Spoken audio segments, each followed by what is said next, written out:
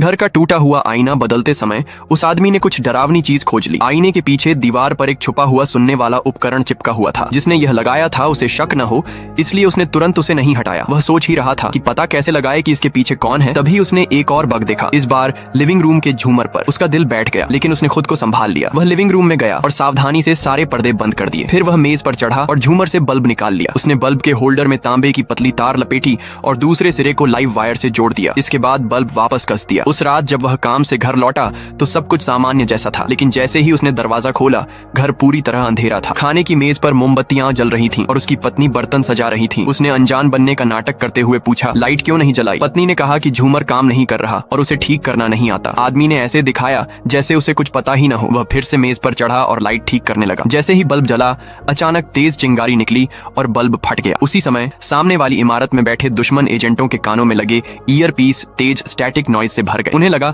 कि पुराने तारों को चूहों ने कुतर दिया और शॉर्ट सर्किट की वजह से बग नष्ट हो गया। आदमी ने अपनी पत्नी को घर से दूर भेजने के लिए एक बहाना बनाया। वह बाहर जाने का नाटक कर पास ही कार पार्क करके छिप कर देखने लगा। जैसा उसने सोचा था वैसा ही हुआ। जासूसों ने जैसे ही घर खाली देखा उन्होंने बग दोबारा लगाने के लिए आदमी भेज दिया। वह आदमी छाया से यह सब देख रहा था। अब उसे यकीन हो गया कि ये लोग जोंगटोंग यानी केंद्रीय जांच ब्यूरो से जुड़े हैं। इसका मतलब था कि वे उस पर शक करने लगे थे कि वह एक अंडरकवर एजेंट है। अपनी पहचान बचाने के लिए उसने एक चालाक योजना बनाई। उसने अपने कुछ जुनटोंग यानी सैन्य खुफिया एजेंसी के साथियों को श्याओमान डांस हॉल बुलाया। उसका मकसद था कि जुनटोंग के लोग सोचें कि उसका पीछा किया जा रहा है ताकि वे जोंगटोंग एजेंटों से भिड़ जाएं और दोनों एजेंसियों में टकराव शुरू हो जाए। उसने साथियों के बीच अफवाह फैलाना शुरू कर दिया कि हाल ही में कोई उसका पीछा कर रहा है। फिर वह उन्हें लेकर डांस हॉल पहुंचा। अचानक उसने मुड़कर पीछा कर रहे एक जासूस के सिर पर शराब की बोतल फोड़ दी। उसने सबके सामने चिल्लाकर उस जासूस को पकड़ डालने का आदेश दिया। आदमी जानता था कि उसकी योजना सफल हो गई है। अब जल्द ही जुनटोंग और जोंगटोंग आपस में भिड़ने वाले थे। दोनों के बीच टकराव होने से